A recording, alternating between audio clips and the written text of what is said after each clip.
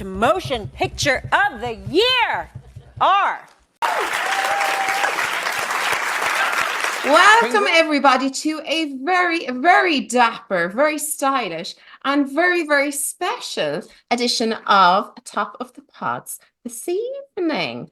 As we know, it is Oscar season. So everybody who is nominated is, of course, in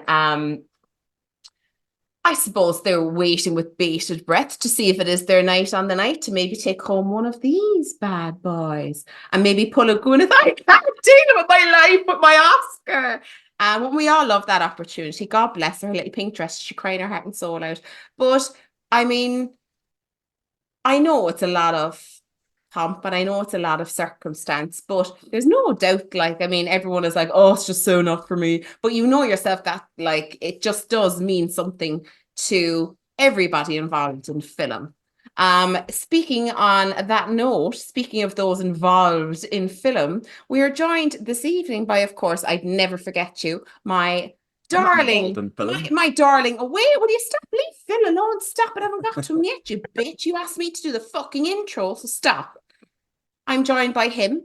And then, I'm just messing. Of course it is. No, I don't want them to know what I have to deal with. We're joined with, of course, the one and only Mr. Gerard Rush, going by his full name this evening due to his nomination. Gerard Depardieu. Yeah. Depart out the door. And Phil, the man all things film, tell us, how are you? All good. Busy weekend building shelves, which I didn't expect because it was my birthday yesterday. It was. Happy birthday to Phil again. Yes, a massive, massive happy birthday to Phil. Delighted that he's here to have a belated celebration with us. Phil, darling, who are you wearing? Me. Designed by you, Phil. I love it. An eclectic collection from the wardrobe. Amazing. Speaking of amazing, Tom, tell us, how are you, our gallivanting educator? What's happening? Nothing much is happening here at the moment. Just gearing up for the Oscars, preparing, hoping that I'm going to walk down the actual red carpet, you know. Probably get tackled by security, but that's fine too. But other than that, all good. You just about got away with the last time by the skin of your teeth, so, you know, try not to make... Well, I was hoping I could maybe pretend I'm Jason Statham or something, you know, but I don't know, is it going to work? Might not pass muster. Mistake. How's your Essex accent? It's all right, innit? Although last time I did a Jason Statham, they said somehow you still sound like you're from Cork, which, you know, hey. Oh my God. Yeah, my pub. J.O. Statham. J.O., yeah, there you go, exactly. Fantastic. Glad that everybody is doing well. This was, do you know, compared to last year, do you remember when we done this last year? Yeah. Just off the top of your heads, comparatively this year versus last year, which one did you enjoy most? This one was a lot. There was a lot better. Yeah, wasn't it? I felt the same. Guys, what did you think? Yeah. Yeah, I would say the same.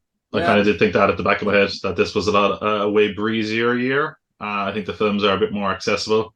Yep. This is honestly probably the easiest list we've ever done, because by the time we decided we were doing this, I'd seen 9 of the 10 Best Picture nominees. So I was like, job, that's it, done.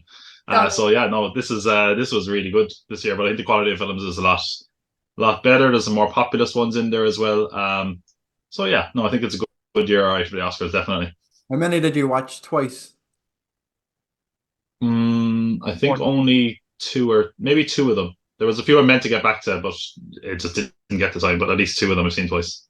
Amazing. That's brilliant. It's actually a joy that, you know, I remember last year there were some of them we were like, Jesus Christ, who picks these? But this year I think the decision is a lot tougher, maybe for Best Picture. I know that there's probably 1 or 2 clear front runners, but I feel that there was some bit of competition. Yeah. You know, excellent.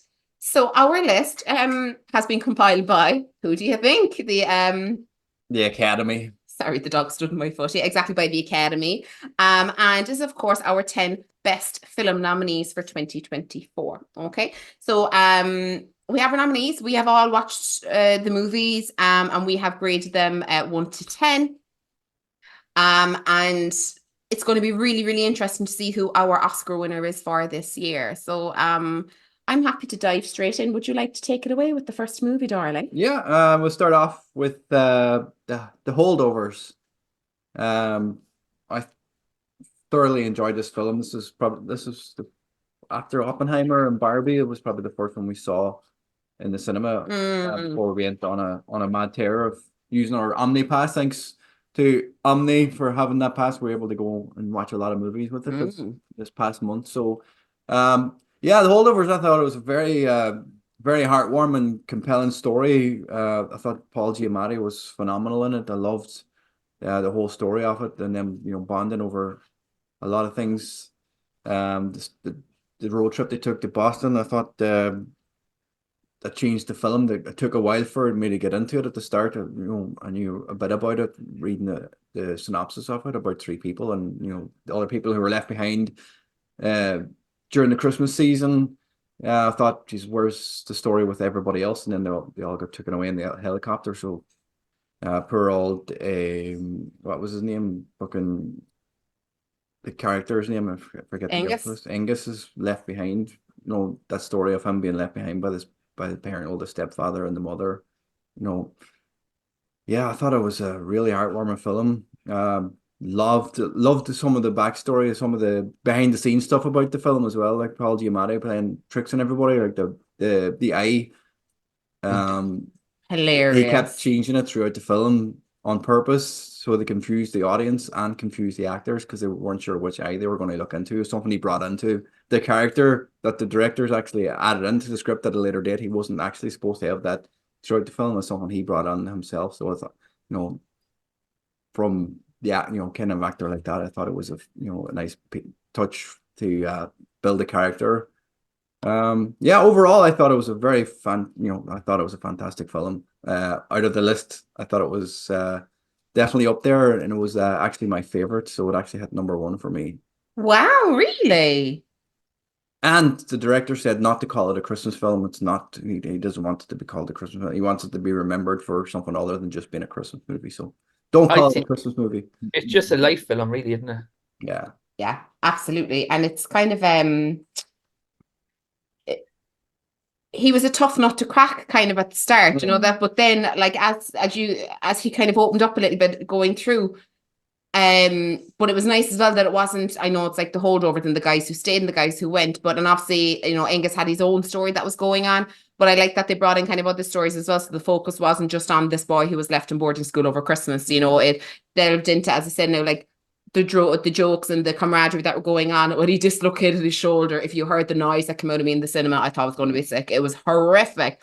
Poor Mary's lost her son, who had the scholarship to the school as well, and then how that all kind of came about, and just even his background as well, where he's back at the school teaching, and he taught like the guy who's running the place, and how he bumped into the old college mate and the boarding school mate, and like, I don't know, he almost felt a little bit ashamed and like he had failed, even though like he's probably one of the best that they had. There was just, it was nice that there was quite a few tangents, but it wasn't overloading or overwhelming in any way. But I thoroughly enjoyed this movie. It was at number 3 for me. Phil? Yeah. And where did I put this point? I put it at 3 as well. Oh, very good. Yeah, no, it was really, really good. And you know what I liked about the most from my own perspective was that it felt like a film in the 70s. Even the color grades and the cameras, and it just felt like you were in that era. Yes. Yeah. Yeah. Really, really good. I liked Philip. I actually was hoping that he would have won last night because we're recording this on Saturday or Sunday. The SAG Awards were on. Yeah, that's right. Which are an indication for where the Oscars going to go, because the same people. Yeah. They normally are, aren't they? They're normally kind of a bit of a nod. It's the same board that vote. So I was hoping that we would have got a bit of surprise, but it didn't happen, sadly. But no, it was a brilliant film. It was really, really good. I actually preferred. I know we'll talk about it later about Oppenheimer, but I preferred. He was way better than Cillian for me. There was something about Oppenheimer that I just didn't like. Oh, looking forward to getting to Oppenheimer. So dropping the bomb early, Jesus. Absolutely, my God, that's it. Setting the tone. Tom? Yeah, this was one of the films I did see twice. I was lucky enough to see it as part of the Cork Film Festival. It was a closing film, which was amazing because it means I actually saw it before Christmas. I know Alexander Payne doesn't want to be a Christmas film. Sorry, Alexander Payne. It is a Christmas film. It's one of those films that just happens to be set during Christmas, though. I think there's something really universal about this story. I know there's been some criticisms about like the kind of simplicity of it. Like it's kind of obvious where it's kind of going to go. Mm. At times, I don't think that takes away from it at all. All these characters felt so genuine. Like Paul Giamatti's character, Paul Hunnam, like I think we've all had teachers kind of like that, even though this does, as Phil said, it feels like such a 70s film. Like if you didn't know any of the actors and just threw this on and it was on television, you'd probably assume it was an older film. Yeah. But he just felt like such an authentic character. And one of the joys actually was seeing this before Christmas was Twitter was full of people around Christmas time saying, "Oh, we'll leave out a copy of Meditations by Marcus Aurelius and a glass of Jim Beam for Paul Hunnam." You know, no, I think like it is a shame that it's coming at a time when Oppenheimer is kind of taking over, because I do think in another lesser year, I think this would definitely be Paul Giamatti's award to lose. I think he's so fantastic in this. Dominic Sessa is excellent as Angus. Again, what a find he is. Davine Joy Randolph is one where people really loved her, and the first time I saw it, I didn't really get it. Second time I saw it, I was like, oh, yeah, that's kind of an understated part. There's obvious the emotional moments, but aside from that, I think it's great. Yeah. It's funny, it's heartwarming. It maybe takes a little while to get going, and I do think some people will lose there. But for me, it's like there's something that's really sweet about this film. It's a film that actually is improved, I think, on the second viewing as well, which I don't think is always the case with a lot of films. For me, it's right there at number 4. Number 4 for Tom.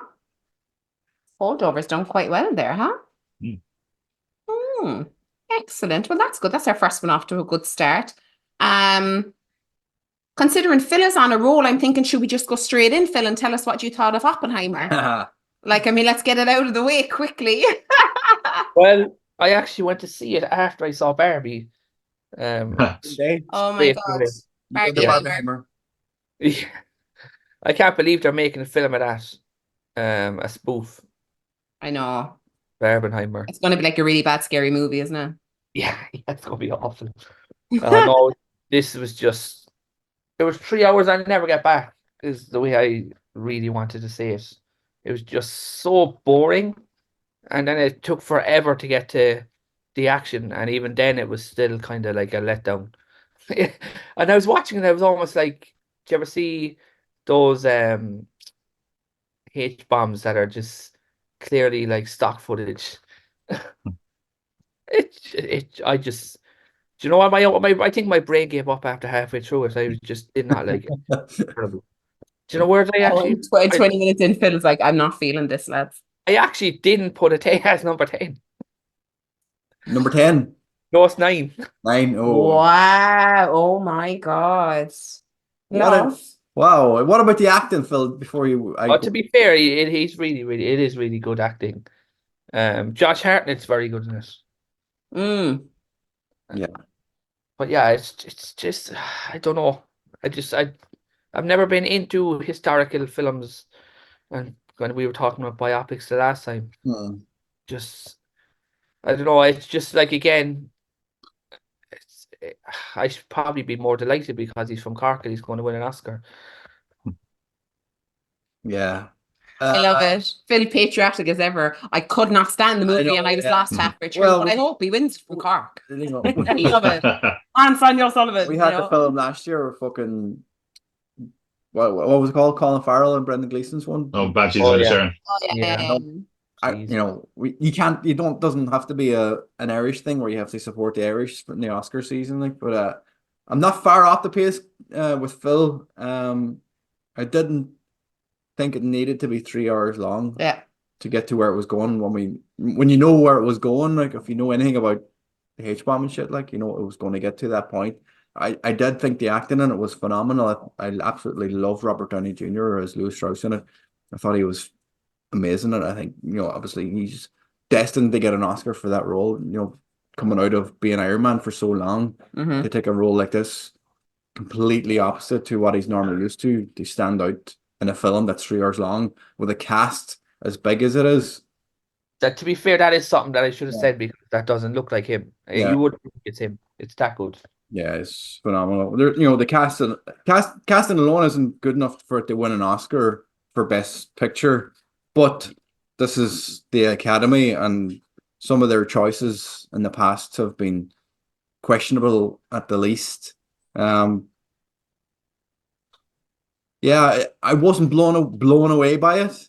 I'm not using that as a pun. I just wasn't Dear blown God. away by it. It was number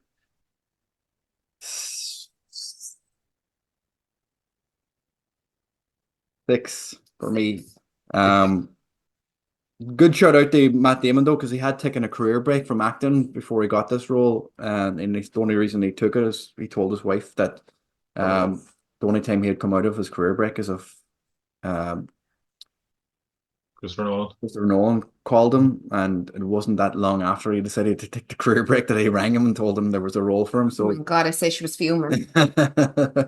while he was holidaying in Ireland with his fucking Dunn Stores bag or whatever it was, Super value bag super for value like bag. for a swim. But yeah, you know, and I didn't hate it. I just thought it could have been shorter and it might have been a lot better. I don't think I can say any more than what you guys have said already. It was long. That was one thing, and it felt long. That was my biggest thing. Like a long movie, like there's other movies on this list that were on the long side, but I was engaged every minute. But this at times was hard work. And I think as well, because of how it's set up, the lighting, the period that it's shot and things like that as well can make it seem a little sleepy, you know, when you're trying to concentrate on what you're watching, for me anyway, you know. But as I said, Cillian Murphy turned in an amazing performance. There's no doubt about that. And he's probably, you know, well on his way to the nod. But yeah, it just... Now, look, come here, don't get me wrong. I think it was an excellent movie, really, really good movie, but it was tough to hold my interest for so long. And I thought parts were unnecessarily long. And I know that they were jumping from, you know, would you call it a trial or would you call it a deposition? Yeah. Deposition probably. Deposition probably, yeah. But I just felt that there was an awful lot of back and forth. And as I said, as Phil said, now I was not as good as Phil, doing well up until an hour and a half into it, and then thinking his last I was at the start, I was like, right, this is going to take a lot of concentration, but it was difficult. But aside from saying that, this was number 4 on my list. But why are films doing this thing with black and white and color these days? I'm just curious. I don't know, is it like edgy? Yeah. You know what I mean? It's like, oh, look what we done. Then everybody does it. It's like, it's not edgy anymore and it's smooth. Yeah. Tom? Not to the Wizard of Oz, maybe, I don't know. Yeah, I would say I'm probably more positive than Jer, Phil, maybe below the general consensus of the film. I quite enjoyed it. I'm actually normally like history and historical biopics. And I would also say, to me, it didn't feel as long as it could have felt. I know a lot of people I've discussed have really not been a fan of this film, to be honest, and a lot of them have been kind of, especially down on the last third. But for me, that's kind of my favorite. Like, I hate like biopics where it's just like, you know, really obvious where it's going, what the end point is. Like, hey, it's the story of the guy who made the bomb, and then what happens? Oh, he makes the bomb. Interesting, great. But obviously, yeah, it's like the Titanic. Oh, they hit the iceberg. Great. You know, I want a bit more than that. So I thought the last kind of third of it was where I really enjoyed, because I didn't know any of that. It definitely felt a little bit like, if this wasn't based on real events, like the end would definitely feel a bit overwritten. It's a little bit too smart for its own good, with the twists of who was pulling the strings, and you know, that last line definitely feels a bit too smug for his own good. It's very Nolan-esque.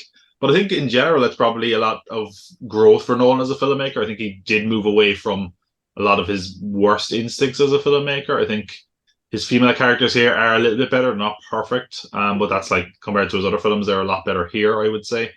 I think the sound is a lot better. I liked the decision to not focus on the dropping of the bomb and the devastation of the cities. I think it worked a lot better for the performances. Yeah, the cast is stacked. I think Cillian Murphy was really, really excellent in the role. I don't know how I feel about him winning. I think he is going to win, but I'm not entirely sure if I want him to. But I do think this was really good. For me, it's like right in the middle, though. It is at number 5. It's one that I actually wanted to watch again, because having seen it only in the cinema, I think that was one experience. I think since then, everyone has been saying other things. So I'm wondering if maybe my judgment has been a bit colored.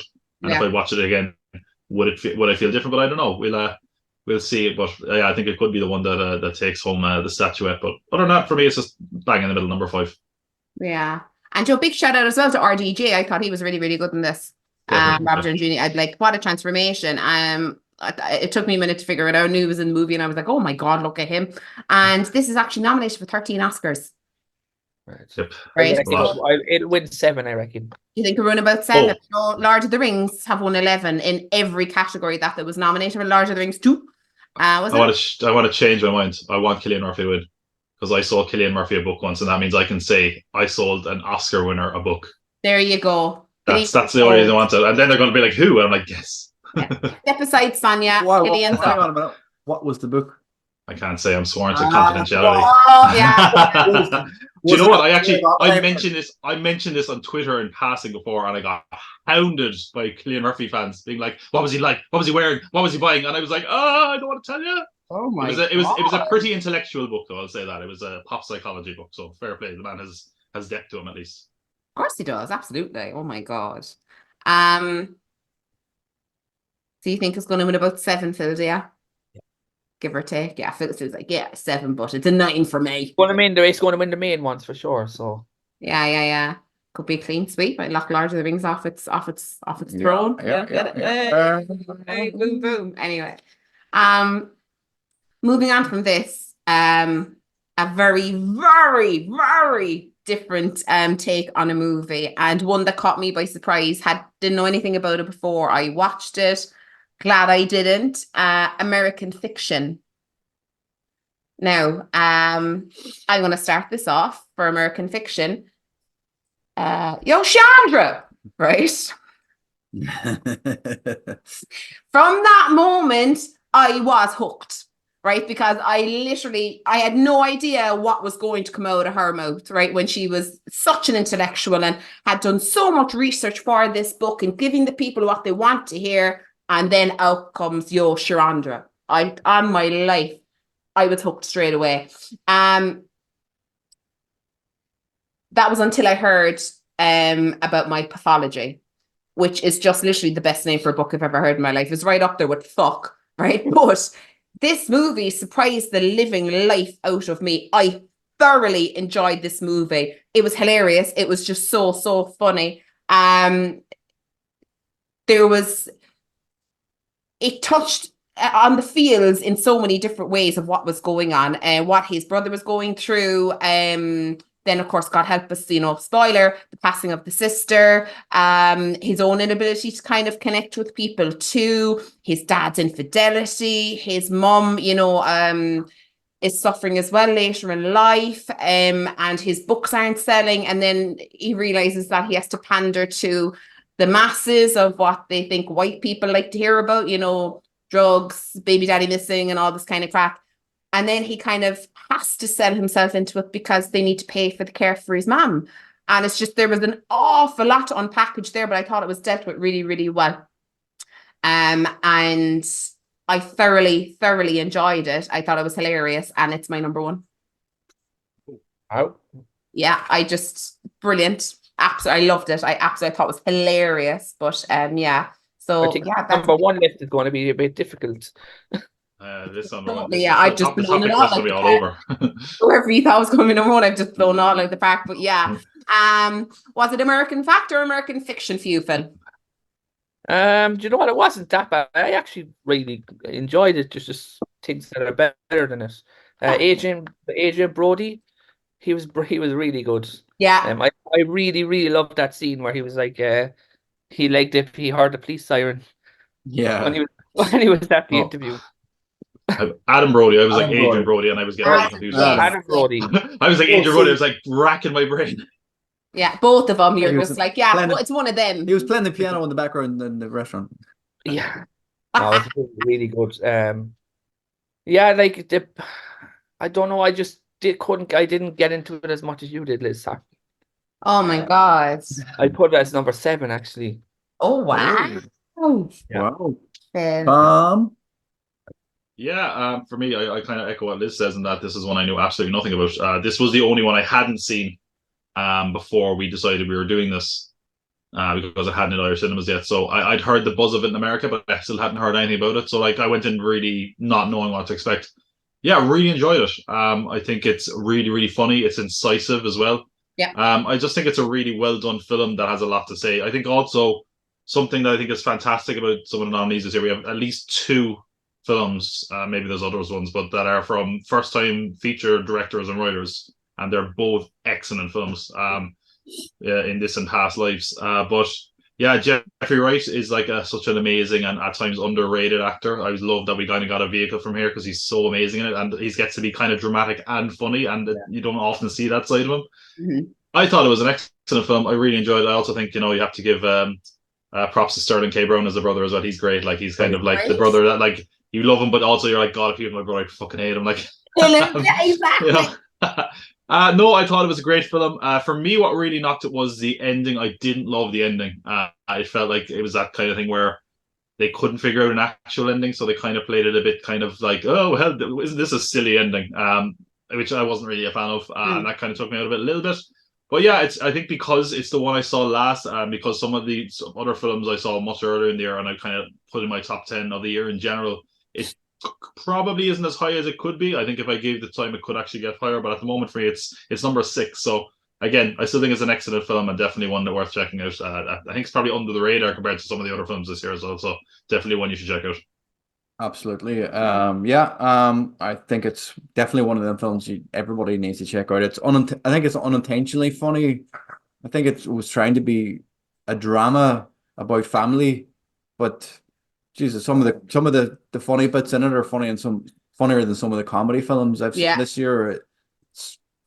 I couldn't stop laughing at it, to be honest. Yeah. Even knowing straight out, I knew the sister was going to die. Did you? I knew before she even died. Did nothing. No, I seen that coming a mile away. I knew this is going to lead down the rabbit hole and something's going to happen whenever that happened. And I was like, right, here we go. But the brother, fuck me, Jesus Christ, I would wrangle that fucker. Yeah, he drove me mad. Yeah. But he was in a good way. Like you know people like that. You know people who are just going to take advantage of every scenario in the family, whether it's a brother, a cousin, auntie, and uncle, or somebody. Everybody has somebody kind of like that in their family. Not directly related, but in there somewhere that shows up. Oh, there's an Uncle Knobhead at it. It shows up at every wedding. Every wedding or funeral, and looking for something to hand out. But yeah, I thought Jeffrey. My God, sorry, it's fucking Home Alone. The Home Alone Uncle Frank. Uncle Frank. That's exactly who it is. Sorry, when you said it there, I was like, oh my God, Uncle Frank. Yeah, probably pretty much. Yeah. Yeah, I thought Jeffrey Wright was brilliant in this. I think is one of his best roles. Not the best film on the list, but not the worst.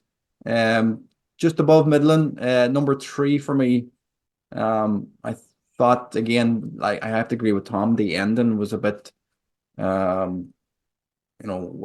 which it's convoluted is the best word. Which ending is the real ending? It's kind of like when they released that fucking Clue film based on Cluedo with Tim Curry and all. They had 3 or 4 different endings, and in different screenings in different cinemas across America. They put out different endings for people, and if you met somebody who was in a different state and saw the film, they would have a different ending than you, so you wouldn't know who actually the killer was in the film. So I'm not sure if that was something they were going down the route of which ending they were going to drop. But yeah, just that's the only thing that let it down for me as well. But I thought overall thoroughly enjoyed it. Definitely one to recommend. Very good, very good. So American Fiction done pretty well there, to be fair. A nice mix of a view, but Phil had stuff to say. From American Fiction to, have you had an accident at your beautiful mountainside chalet recently? If so, you can watch Anatomy of a Fall and they'll tell you exactly how to get away with it. Anatomy of a Fall. I'll hang tough on this one. What's that supposed to mean? Little laugh. We all know what that means. I'll go first. Okay, I have very, very little to say on this film, other than why. And he thought it was me. Why was this film? What was the point of this film? The ending should have changed the whole outlook of the film, but it didn't, and I just didn't see what the point of the whole concept of the film. From what I know, the director or the writer wrote it specifically for the actress whose name Sandra Muller. Yeah, Yeah. it was written specifically for her. Why? Was she trying to get away with murder or kill her partner in some stage in life? I don't know, but I just didn't see the point of this film at all. So yeah, I'm number 10. Oof, that is hard. Whoa, That is shit. hard. I'm gonna come out here fighting out of my corner. I'm getting ready to fucking defend this one. Oh, put up the. Let me say first of all, I thought this was won the Palme d'Or at the Cannes Film Festival. Normally the Palme d'Or I can hit or miss. I think this is I really like this film. I think it's a film that could so easily be boring shit, like it's a courtroom talkie. Like I thought it was so well handled in that, the whole thing about the death of the husband and like the way it's presented, like the characters in the film don't change. It's more that the evidence that comes to light against them changes your perception of the characters, and that's exactly how it would be if you were in a courtroom. And that's what it does. I think it does a great job of putting you in that thing of what happened, who's guilty. And I feel also like it's a film that could easily be very, very pretentious. But I've said this on loads of different podcasts and videos. It's like, how pretentious can it be when it has, a steel drum cover of 50 Cent in it, like, which is a banger, by the way. But I thought it was really well done. I thought Sandra Muller was really good in it. I think, again, I would say that people would probably be annoyed at the kind of ambiguous ending, for lack of a better word. I thought that was something I enjoyed about it, because I kind of think you have to keep thinking about it. Like, I've talked to people who've seen this and they're like, what do you think happened? And I think that's something that's really good to keep the engagement and discussion going. It feels kind of like a Hitchcock film to me. Yeah, it kind of feels like a throwback. I really enjoyed it. Again, I haven't seen it since cinemas. Maybe my view will be different, but for me, it was one of the better films of the year. For me, it's number 3. I'm well behind this film, definitely. So yeah, this is going to be this list is going to be so fucked. It's going to be This is more chaotic than when I put Ready. Top Gun number 1 last year. Oh my God, yeah. And I'll do it again. Wow. Phil, what are you, Team Tom or Team Jerry? I'm in the middle. Oh yeah, get off the fence. Boo, Switzerland, boo. He's neither Tom or Jerry. He's Spike the dog. Splinters in his arse. Get off that fence. I put this as number 5. Uh-huh. The acting's insane in this. The courtroom scene is some of the best sequences in it. It's a shame because I think she could have had a chance in other years. Because she was really, really, really good. The kid was very good. The only thing that really bugged me about this film was that song. That song How dare you? Song that just kept playing so loud. I was playing that song in the car on the way home after. I was like, do do do do do do. Oh, like all the number 1 comments as well in that cover are to do with this. They're like, oh, that's great music to read you my attic and murder my husband. Yeah, the dog's name in the film is Snoop. Snoop Dogg collaborated with 50 Cent on that song originally. And the dog in the film, the only good thing about the film, the dog actually won a Palme d'Or award. Yeah. I saw the dog being interviewed recently, and it was the best red carpet interview I've ever seen, where the dog was just totally just staring into space, not interested at all. Like, oh my God, that dog! Are we sure that dog did survive the film? It's like the dog has no soul. The dog did it. If this was an hour shorter, I would have put this in my top 3. Wow. It was just there was a lot of kind of fillery moments here and there. Yeah.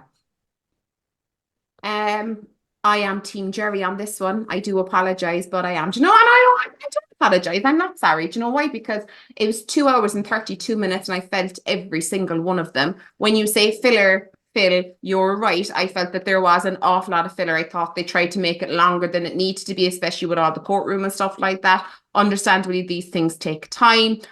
Parts of the courtroom, I felt like I was watching an episode of The Bill. Just at some parts, I was just like, oh, for fuck's sake, here we go again. How this got 96% on Rotten Tomatoes, I have no fucking clue. The writing is what people are raving about. Yeah, I think it's really about it. Yeah, maybe that's what it is. And I just felt some parts were a little bit overacted, and I felt that the language barrier was leaned on very, very heavily. Not the main actress, the lawyers. I felt they leaned a little bit too much on how you say there was a little bit, and I was just like, just can you please give them a little bit more credit intellectually in this because I just felt it was a little bit, and I don't speak the good English and a bit Pepe Le Pew, So, but like with that said, it was a very quiet movie as well, So I think that made me feel every minute a little bit more. And I know that's in contrast to, I don't know what you heard about me, right? Which was, oh, Jesus Christ. I mean, I'm sorry. I would have thrown him off the bastard balcony if he'd done that to me too. A whole lot, mate. The piano, the whole lot. Turn sideways and we know what happens then, right? Good luck. You hear. Won't be playing that out the window. But yeah, it is a 10 for me, unfortunately. Maybe if I watch it again, it might score higher. Main actress was very, very good, don't get me wrong. But at the end of the day, it was just a little bit too long for me. Parts were a little bit too overacted. And they gave a dog an overdose. You're never going to win with me with that, Saz. Jesus, you want to talk about fucking murder? Holy shit. No, but like if it's a dog in the movie and you hurt them, then you're straight to the bottom of the list. I don't care how you perform. That's it. So that was Anatomy of a Fall. Oh, what an anatomy of a description of what we went through there. That was a roller coaster for that movie, wasn't it? Mm-hmm. Oh, This list is fucked. I can't wait to see how this list turns out. It is literally. I said it before, people. Democracy doesn't work. I'm telling you, it's all over the place. Like, it probably explains a lot of decisions that we make in our life as a community, really, doesn't it? Next up, let's see. Darling, tell me, who were you in a past life? Who was I in a past life? I don't know. Probably a hippie in San Francisco during the 60s. You think so? I think so, yeah. Okay, that's fair enough. Yeah. Past lives is next on the list for watching. Now, Past Lives, I believe, came to us from the same company that brought us Everything Everywhere All at Once. Pretty sure it did, yeah. A24. They're everywhere at the minute. They're everywhere. Everywhere. Absolutely. And another banger this year. Now, that's in my own opinion. I'm happy to open this Go out. for it. I thoroughly enjoyed this movie. Parts of it were a little bit slow, don't get me wrong, to kind of get going. There was a lot of longing and staring, and definitely remind me of one of Taylor Swift's songs, where that is. Oh, Illicit Affairs. There we go. But I absolutely thoroughly enjoyed this movie because we've all been there where the stars don't align, where what if, this didn't happen and that didn't happen, and always like, the timing is always off and something goes wrong, and it could be your soulmate, it might not. And then like you meet someone who you marry and you have all this life and you're both super creative people in the city that never sleeps and most amazing places in the world. And then out of the blue, you end up, your childhood friend is just who could have been the one if circumstances were very, very different. I felt the heartbreak in this. And I loved the husband's reaction. What a fucking situation to be in, right? I mean, I don't know if you'd be as understanding, love, I mean, I'd explain a few bits to you. But how understanding, but he knew how important it was for her that she had to let that go and she had to grieve what she had with the friend, or what could have been.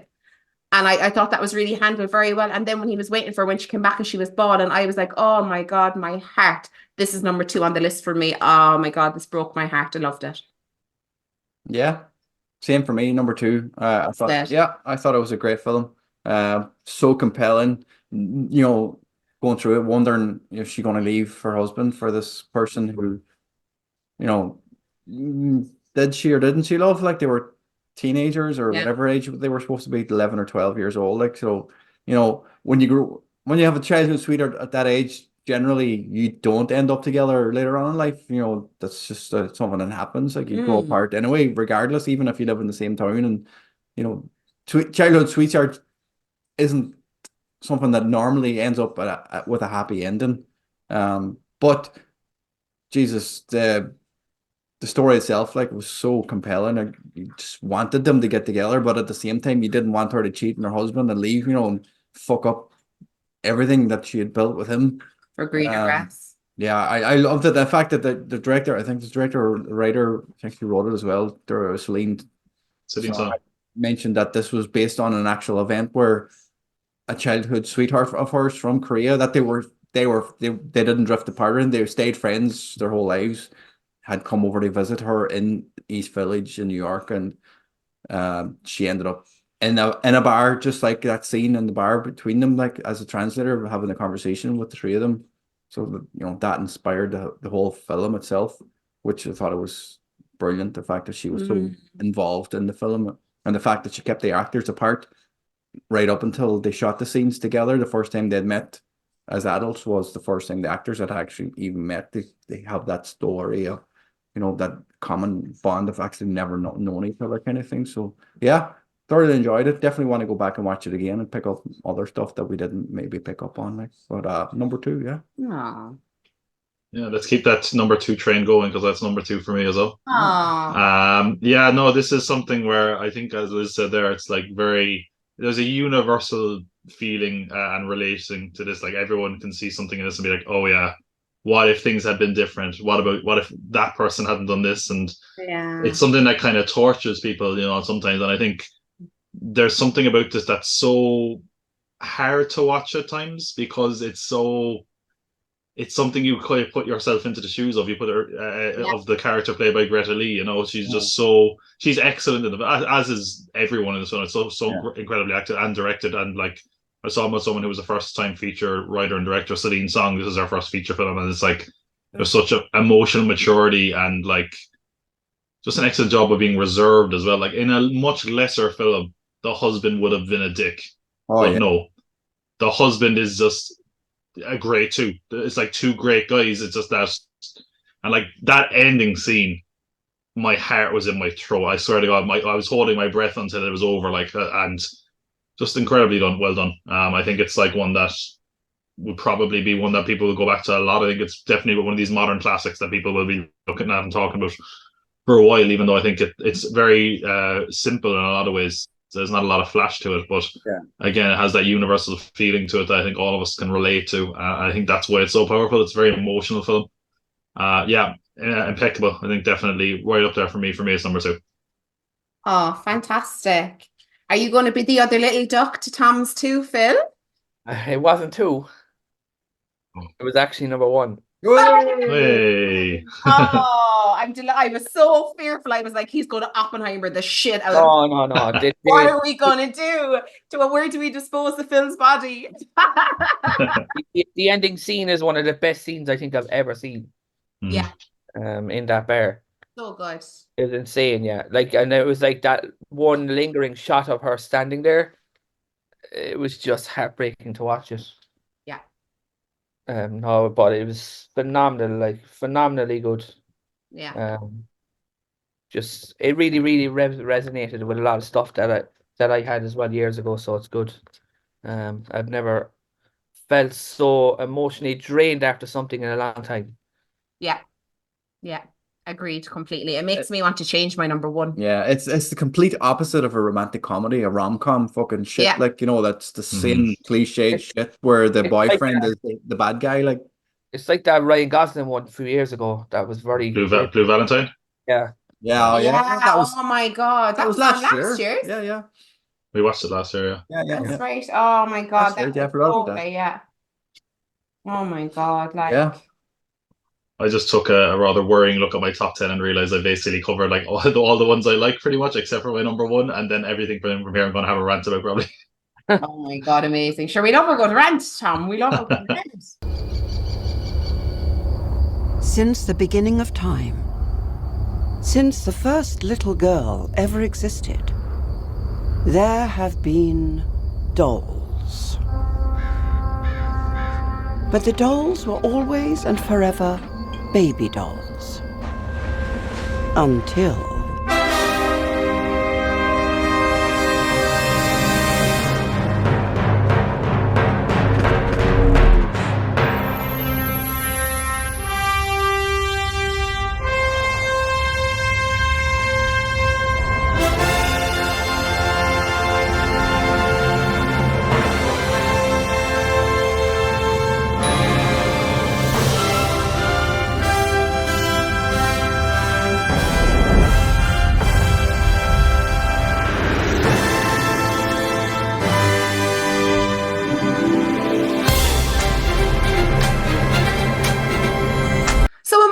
life, I'd like to believe that I was Barbie. I don't think I was, but I could have been. Yeah, this movie, there was so much hype around it before it was ever released. I mean, they were starting filming this in like 2021, but I mean, the buzz around this, it was so important that they got this movie, we'll say, right. In a way, I'm not saying everything about it was right, but because Barbie was such a huge part of many, many kiddies' childhood. And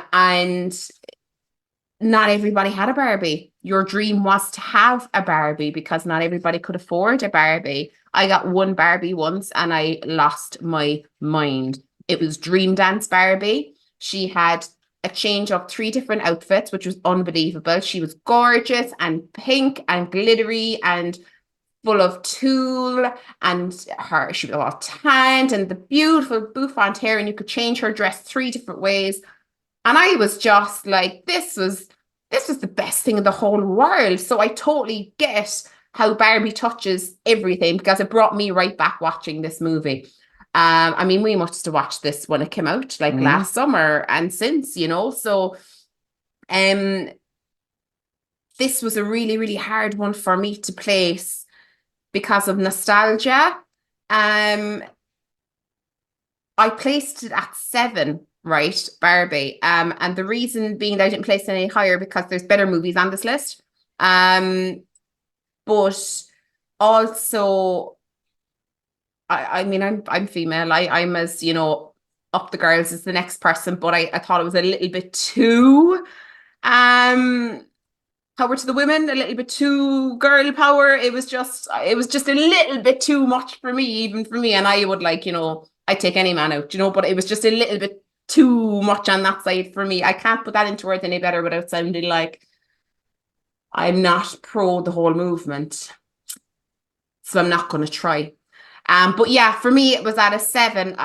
Thoroughly enjoyed it. I loved the cleverness of the movie. There was a lot of clever things that, again, associated with playing with your Barbie when you were small, like no water coming out of the shower, this kind of a thing, no tea in the teacup, her feet don't go down when she gets up in the morning or takes her feet out of the shoes and things.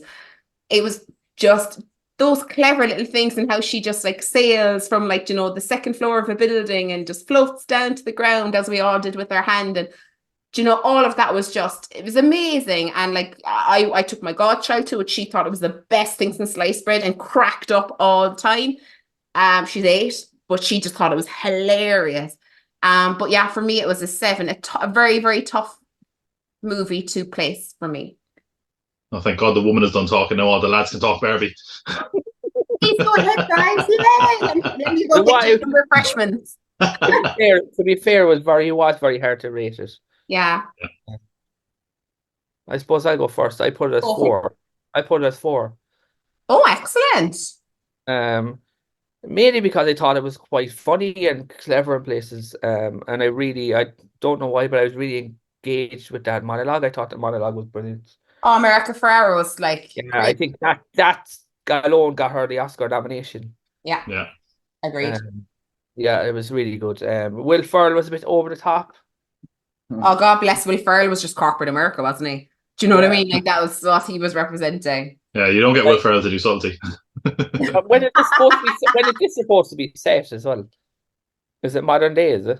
I think so. Yeah. I guess, yeah. There's a scene where there's a scene where he's getting the box, and then she's I gotta go to the toilet and legs it. He just sounds like such a douche. Yeah. Standard corporate American. Yeah. He doesn't know. Finger on the pulse. He just have people telling him yes or no. Yeah. Says a lot, talks a lot, but says nothing. Yeah. But it was such a fun movie. Ryan Gosling's brilliant in it. Oh my God, stop! And he is Kenoff. He was hilarious. Oh my God, I do beat. The numbers were brilliant. Just so good. Beach. Yeah. Yeah, it was number 4 for me as well. Oh. I thought it was so clever. Everything you were saying there, that the cleverness, really won that film over for me. I was not expecting to like this going into it with Liz and her niece and a cinema full of fucking kids and parents. Yeah, I thought it was way better than it should have been. Not the script itself, but just the whole story of it. It was just so funny and clever. There wasn't much not to like about it. I couldn't. I liked how they humanized Barbie. Yeah, the fact That scene with the old lady.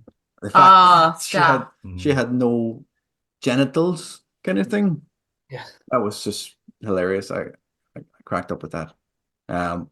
Kenough, Yeah. you know, we're all Kenough now. Just going to live on for every one of them lines from a movie that you'll remember in 10 years' time. But yeah, number 4 for me. It's as good as it gets. Sure. Tom? Yeah, I would kind of say I'm kind of in the same boat as Liz in that. Well, like, first of all, I think like if there was a movie of last year, it was Barbie. Like Barbie took over the cinemas, and I think again it is a really hard one to rate.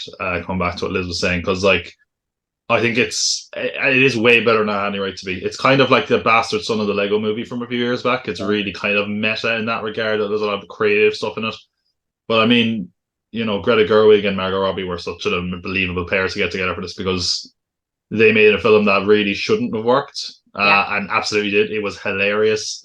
I'm going to echo exactly what everyone else said. Ryan Gosling was amazing in this. Ryan Gosling has such underrated like comedic ability, and it's not often he gets to show it. So I was delighted he got to do it here.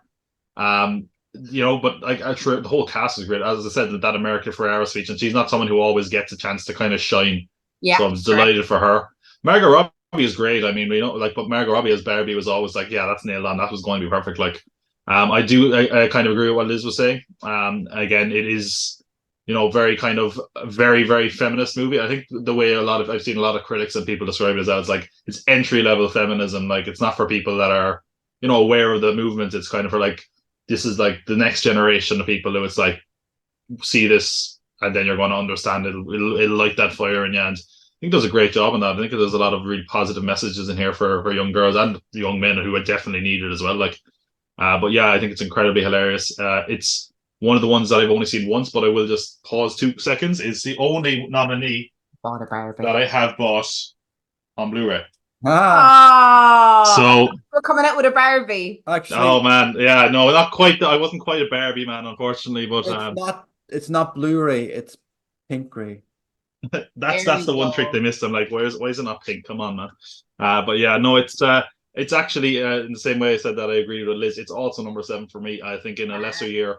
I mean, I honestly, even like saying it out loud, like, yeah, the Barbie movie is one of the best films of the year, and is above some of the other Best Picture nominees. Yeah, it's pretty amazing to say in general.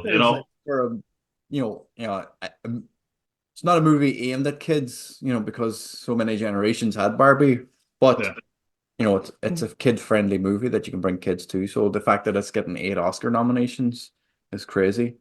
Yeah. So the fact that there's all that controversy about people not getting nominations for the movie, so it's like, wow. And yeah, I do think, like, I know they're saying they're not making a sequel. I think they're definitely getting a sequel. I just don't think they want to say that before the Oscars. Oh my god! The production cost must have been fucking. I'm not sure exactly.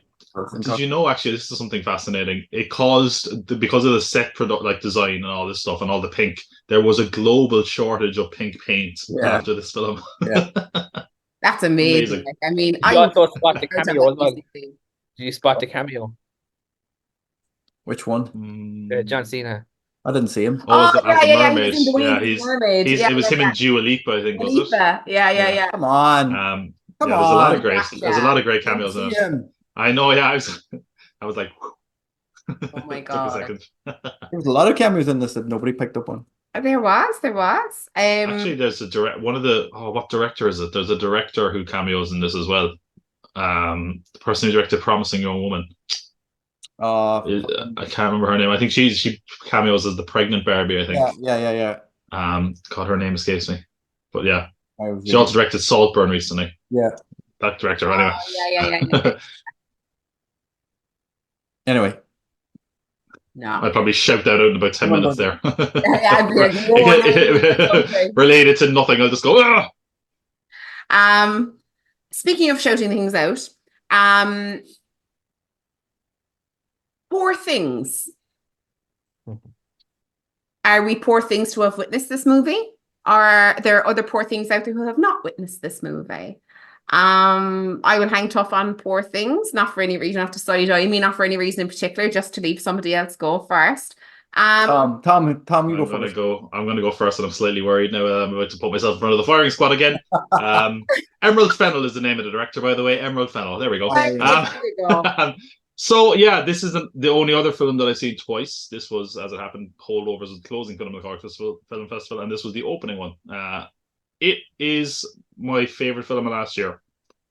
I have not seen it a third time, and I would actually strangely want to see it a third time because I've talked to a lot of people, and there's a lot of kind of more divisive opinions since then. So I want to kind of see it with those in mind. But I don't know. This is a weirdly gothic Frankenstein story, and Frankenstein stories are one of my favorite kind of subgenres. That's one of my favorite books. Yorgos Lanthimos has really made a kind of twisted, dark film that is somehow one of the funniest films of the year for me. But I have a dark, twisted sense of humor, and it's all about that. I think Emma Stone is excellent in it. She has a character that is just naturally like an actor's dream because they get to show such range because the character does evolve so much over the film. Yeah. I mean, Willem Dafoe is always good, and getting him to play a weird, twisted doctor is fantastic. Mark Ruffalo, though, is like he's someone who, like, we all know he can act, but you kind of forget it sometimes. And then he's here, and it's just every time he's in the film, I'm just busting a gut laughing like at him. I love the cinematography. I love the production design. It has a real kind of dreamlike quality to it. I love that the film sort of reflects Bella's worldview. It's like dark and closed and colors, and we were talking about going from black and white to color, and I think that's the purpose in this regard. It's like it's dark, it's closed off, it's black and white, it's very simple in the house because she doesn't understand things. Then she gets into the wider world, and all of a sudden it's brighter and it's fantastical. Eventually it gets kind of twisted and dark, and by the end it's kind of a more normal, or as normal as you can have in the world of Poor Things perspective of the world. I really like the score. It's really strange, but it's so suited for the film. You know, the discourse outside of this has been about the kind of age or the mental age of the character being a very strange talking point. Now, they do kind of nip that in the bud and say she's developing faster, but I do take the point of that, and I do take the criticism of that. But I also think, you know, things like that when it comes to art should have a degree to go to things where it isn't necessarily morally right or wrong. And I think that's kind of reflected in the film in general. And this is a character that's kind of taking their own destiny into their own hands and having their own sense of liberty and freedom eventually, even if they don't have it initially. I really liked it. I just think it's really dark, twisted film that also manages to be kind of light, have something to say, even though, again, there's probably a vague sense of what it says. I know there's some controversy that this isn't following the novel a bit more focused, because the novel especially reflected the independence movement of Scotland. I loved it. It was right up my street. It was when I did a top 10 of 2023. It was my number one film then. I still think it's my number one now. Again, I could see that changing with time, but at the moment, I think it's number one for me. And I also will give the biggest asterisk here. I would totally understand that this film is not for everyone. It's not one that I'd be like, hey, mom and dad, you're going to love this one. Yeah, no, definitely not. So I think, like, again, takes all comers, but for me, it's my number one. Wow. Poor Things done very, very well in Tom's book and on Tom's list, both last year and this year. Fabulous. Phil, Poor Thing, how are you doing? I put it up, as I'm the same with Tom. I think it was just a brilliant film. There was bits in it. I would have actually put this as number one, but there was a couple of things in there I didn't like. I didn't like the French bit when they go to the kind of house. Well, I just thought that was a bit too much. Even I just thought it was very kind of, I don't know what the word I'm looking for is. It was I'd actually say that's also not the first time I've heard that from people as well. Yeah. It kind of off-putting is what it was. Okay. I know there's a lot of like risque stuff throughout the whole thing, but that was just, I don't know what it was. It was just weird, and even weirder than the film itself. A fair point. But Mark Ruffalo, again, he was outstanding. So good. Yeah. The scene with the dance was just cracked me up. God, stop. When he's coming off the dance floor, oh Jesus. Yeah, and his mannerisms throughout the whole thing, and when his money gets taken as well, when he's on the boat. I actually think he if it was another year, he could win an Oscar. There's just no way that Downey Jr. was going to lose. So funny the two science bros from Avengers are what nominated the same year. Like, No, Yeah, it's each other. actually so weird. Yeah. Opposite. Yeah. yeah. It's funny, I like that scene with Mark Ruffalo where like it seems like he might be gone from the film, and then out of nowhere he's just in Yeah. frame and he's just like, ah! Yeah. Like, I don't know why you can't go mental What laughing is at that. It's amazing. Yeah, Yeah. definitely. Dear, Yeah. Mm-hmm. tell me about Poor Things. Yeah, I enjoyed this. It's a bit not as high up the list as it could be. I just think there was a lot of other films in it that I enjoyed more than this. But I have to agree with the lads. I thought it was really funny. I thought, again, we could talk about Mark Ruffalo all day on it. I think he really stole the show. And I agree with Phil regarding the brothels in Paris. I don't think it needed for the character development. She was growing as a person, like she was getting smarter, but she was like, I think we already knew what she was up to. yeah, but like it was just like they were trying to develop her as in she was breaking the shackles of men, and she didn't need the men in her life to develop and grow. But then for some reason they just stopped that and ended their. I don't know why she had to end up in a brothel to develop the character and grow as a person. I think the only way, because I was talking to a friend with this, because like I said, if someone I know did disagree with those scenes as well, I think the only way I can kind of think about or justify it is that they like the Mark Ruffalo character kind of takes the sex from her, takes any power or her own sexuality from her, and that's for kind of taking it back. Then maybe that's the justification for it. Definitely the scene with the father and the sons is the one that's definitely causing the most controversy. That actually, I think they had to edit it pretty significantly. I think otherwise the film was risking like an NC-17 in America. So yeah, that's definitely the one that's causing the most. Even the people who I've talked to that were on board with that, I've talked to more than one person who, when it got to those scenes, they're like, "That's where it lost me." Yeah, so. yeah, like we don't know the timeline, like how far things come along. Like, you know, she's got a baby's brain in it at the start. We don't know at what stage we come into the film or how long she's had that brain in the body for. So we don't know how quick it's developing or what age the brain is supposed to be at this stage throughout the film. So when she gets to the brothel, like, or even having the sex scenes throughout the film, like, at what age has she developed to? Like, she, you know, obviously only discovering herself midway into the film. So, you know, that's obviously probably why people are wondering, like, you know, is she a child? Is she having sex with people as a child? You know, even have thrown a priest or a vicar or whatever he was supposed to be into that brothel. It's just like,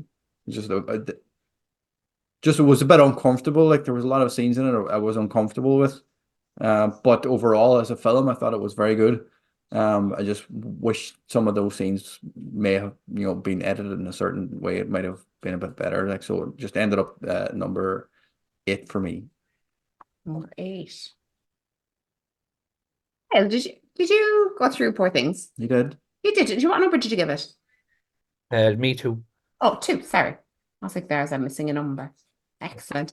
Yeah, I could echo a lot of what you guys said about Poor Things as well. Definitely Mark Ruffalo, and he even said it himself. It was such a big departure from what the type of character he usually plays. Completely was like so different for him. You'd never see him in that light, you know. And I think he done so well with it. As I said, if it was any other year, but then, you know, the Oscars can surprise, so you never know.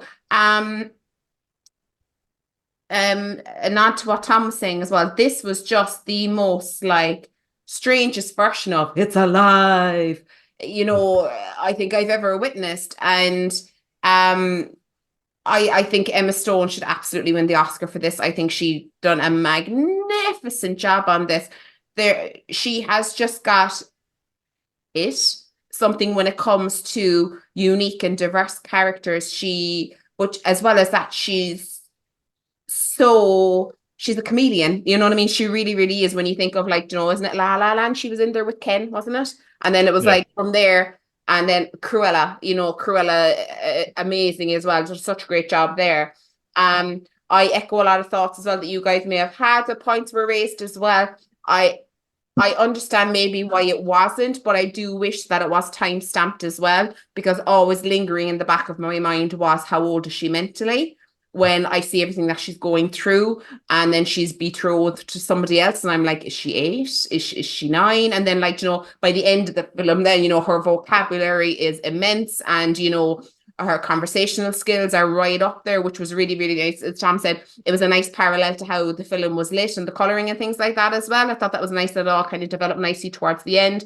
But it was always in the back of my head that we're kind of witnessing some freaky ass reverse Benjamin Button shit that I just couldn't shake from the back of my mind, even though I thought she'd done a phenomenal job, but that was always there niggling in the back of my head. But for me, Poor Things was dead in the middle at number 5. So yeah. Wow, that's this list. I can't even, like, I'm looking now and I'm like, Jesus. This is like too many chefs. How many people are in the Academy that vote in these films? It used to be over 100. I know that. I think it's a lot. I think like as far as I know, like the way it works is like it's basically everyone. Like if you've ever been nominated or if you have like a significant involvement in like a department that was in a successful film, you get to vote for that, and then everyone votes for Best Picture. So like if you were nominated for Best Script or Best Adapted Screenplay, so you can vote for that, and then otherwise you only get to vote for Best Picture, I think. But wasn't there a time as well where they were all older and there was not enough young There people? was, I think they've maybe broadened the initiative since then, all right. But I can't remember how they've done that, because it used to be like there'd be like one of the big problems is like there's all these big time Hollywood executives and producers from like the fucking 40s probably in retirement homes that like, and that was a big scandal a couple of years ago where like I think it was the Golden Globes and all these other people were like there'd be campaigns geared towards basically hounding down all these old producers where they'll be like, hey, you'll get a photo with Margot Robbie and she'll come over and have tea and biscuits if you give her your vote. Kind of thing. But yeah, these are much more legitimate thing on than the Oscars is what I'm trying to say. Yeah.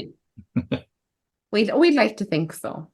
The next one on our list was, if for lack of a better term, or at the very, very least, a hard watch. The Zone of Interest. How do you... For me, it felt like a documentary. Yeah, like it's a dramatization of him and his family's life, obviously, living in this idyllic lifestyle next door to Auschwitz. Isn't it? It's Auschwitz. Yeah. Auschwitz. Yeah, this is Rudolf Haas, I think is your man's name. He's the guy who basically designed and orchestrated the mass killing inside Auschwitz. He was in charge of it. Yeah. I'll go first to this one and it's not going to be as succinct as all my other discussions, because this is one where I still don't know how to feel about it. Yeah. Again, I think it feels like a very important film. Especially in light of kind of where the world is at, where we have to often people deny these kind of atrocities, and it's a strange film and has a great sense of reserve in that it never delves over what's literally in this case the garden wall into what's happening at Auschwitz. And I think like the awards and nominations for this that make the most sense are like the sound ones. Like the soundscape in this film, it's horrifying. Like watching it in the cinema, like it would make you doubt your sanity at times. You were hearing sounds where like it was like, what is that? Again, we have Sandra Muller here, who's really good. I think the performances in general are quite good. It's just a film I find myself grappling with, where like I feel bad in that I didn't appreciate it more. Like I don't know if you can really say you like a film like this. Yeah, it's hard to say you do, because it's such a harrowing watch. Like it's an upsetting film. Like I also think like that Jonathan Glazer at the best of time is a very kind of experimental, kind of artistic director, and I think that's an interesting clash. There is a lot of strange, I suppose, creative choices in this, not just the fact that we don't see Auschwitz at all. I think that's actually an interesting choice. But I think what the problem for me is that I kind of feel like I don't get it. And that's a strange thing to say. I feel like I don't entirely know what the film is going for. I know a lot of people are saying, oh, well, it's meant to show the banality of evil. And it's like, yeah, but that's a very base point. That's like kind of obvious. Like we've seen that multiple times in real life. I feel like it needs to tell me something more. For me, there's a lot of memorable scenes that have been stuck with me. There's a scene where he goes swimming with his children. That really was horrifying. And again, even that was itself like was open to interpretation, because when I was looking at discussion of this online, you know, he basically is swimming in the river with his children, and it turns out that this is the runoff from the Auschwitz camps, and he gets out of the water immediately. And my interpretation was, oh yeah, because maybe that could be bad for the kids or bad for the health. Other people are saying, well, no, maybe it could be that, you know, he considers himself so pure that the ashes of people who were Jewish or whatever else can't touch his skin. And I was like, okay, so, you know, there is open interpretation. And this is actually, of all the films on these lists, this is the one I wanted to see again before we did this, just because I want to understand it better. And I feel like I'm still grappling with it. I mean, I actually talked about this on not top of the pods, that's this, page 180 on that podcast. And I was even less comprehensive there because it's a film that I find really hard to figure out how I feel about it. And I think that's kind of reflected in my numbering of it.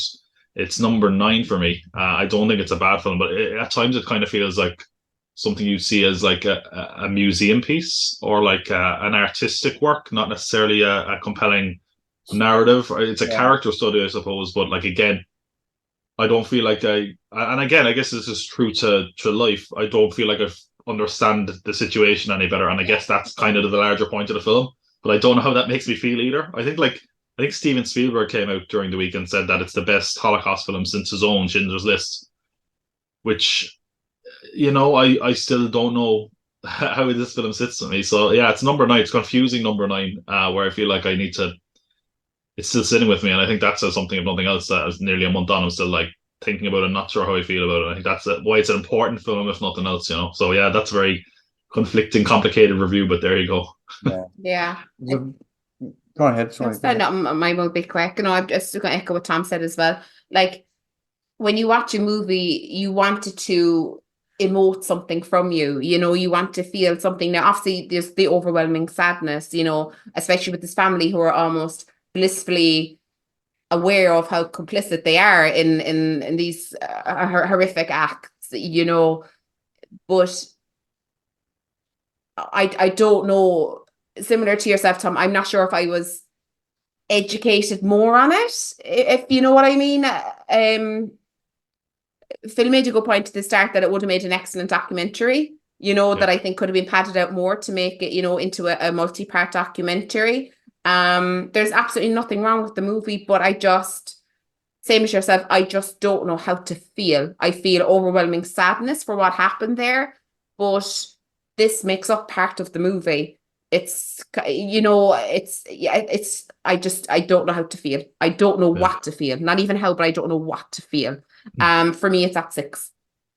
Darling, sorry, I interrupted you. Go ahead. Yeah, no, I again, what Phil was saying about a documentary, it felt like a reenactment, like, you know, the way they do in Crime Call, or they have a reenactment of something. But I found it compelling in the sense that we always hear the American, you know, World War II films or World War II documentaries. It's always on the UK or the American side of things. You never actually see what, you know, how the Nazis, like how Hitler got these people, how they felt about what they were forced to do, even though they were, you know, part of the army or part of the military that was involved in the war and part of Auschwitz. Like, you know, whose idea was Auschwitz? Was this all Hitler's idea? Did he have people in his ear telling them what he should be doing and where they should set up the camps and stuff? And you never get to hear that side of the story of these people. But the fact that, you know, the family just said, you know, it's just a normal day for them, that they weren't affected by the bombings or the smoke or you know, anything that was going on, the screams and shit going on behind the wall. It's just a normal day for them. For us, you know, if you hear a dog barking out the back, it's just a normal day for us. Or if you hear a bus go by your apartment or anything that happens to us on a normal day, that's just normal sounds for us. So they're growing up in a camp, you know, beside a camp. I'm not sure if the kids, you know, obviously the wife and stuff probably knows what's going on, but the kids are probably, you know, blissfully unaware of what's actually going on behind the wall, because to them it's just normal sounds that they hear every day, so they just get on with it. But, you know, taking them and for that swim and the ash, it's just like, so like, fucking hell, like, surely, you know, the kids would have been fucking traumatized when they grew up and realized what they were actually living in. So at that compelling side of thing, I wanted to know more about that side of, you know, the Nazi side of things, of these people who are, I know that, like, if you go back to other films like Saving Private Ryan stuff, and, you know, some of the scenes in Saving Private Ryan, the start of it, were people who were Romanians forced into the war who never, signed up for it. They weren't actually Nazis. They were just prisoners and forced to fucking join and fight against the Allies. So these type of people that existed, you just never really hear their stories. So that's the only thing compelled me about it. So I didn't like it a lot, but I didn't hate it a lot. So it was in the middle. So it's number 5 for me. Phil, tell me, how was your zone of interest? I'm pretty much the same. I didn't know what it was. I couldn't feel it, but the thing that made me really uncomfortable, and I suppose again from a cinematography point of view, there was a lot of white shots. So it showed like the harrowing place they were living in. Like I don't think there was many close up. Everything was white. Yeah. Like there was a scene there where she was getting ready in the bedroom, and it was just complete white shots of the whole room. Yeah. And Think I it was guess overkill with them, Phil, with the white shots. Think it was overkill a little. I think it was done on purpose to make you feel where they live. Was it meant to try to show maybe the vastness of their world versus what could be, over the wall? It's a lot more. Yeah. Well, there was no like real director, no cameraman, no director of photography. A lot of the scenes are all hidden cameras all over the set. It's like a documentary. They didn't have anybody to show all the scenes, so the way they edited it back together, whatever frames they used, they make it look that way. On that point, I want to bring up something that I've heard a lot of people discuss lately, which is like the thermal camera sequences, or how people felt with those, because that was like, I found there's like, again, and this is what I mean when I say Jonathan Blaze is a very interesting director. He makes very visually interesting and sometimes strange films, where like that was kind of meant to be, I guess, representing the hope that was going on. Yeah, there's a girl leaving apples for the prisoners and all this kind of thing, but also visually, I kind of felt like I found that very distracting. It kind of made me make it feel a little bit too new, as opposed to the rest of the film being very kind of up its time and quaint. I don't know. And other points where they like the opening title goes on for quite a long time. When I saw that in cinema, I thought there was something wrong first. Okay, yeah. And there was another thing where a red picture came up on the screen for ages. Yeah. I don't know how to feel about it. Yeah, I put it as 8. 8 for Phil. That's mad. I think we were all kind of left a bit. I don't know what to think about this whole thing. I think, Tom, I think I should go back and watch it again just to get a better understanding, because it was just more shock than anything else. Because I don't know if anybody, have you ever been to Auschwitz? Have everyone gone over to Poland? Not for that. No. I know people who have gone over there and saying that's how fucking, harrowing that actually is. Knowing what goes on there, like.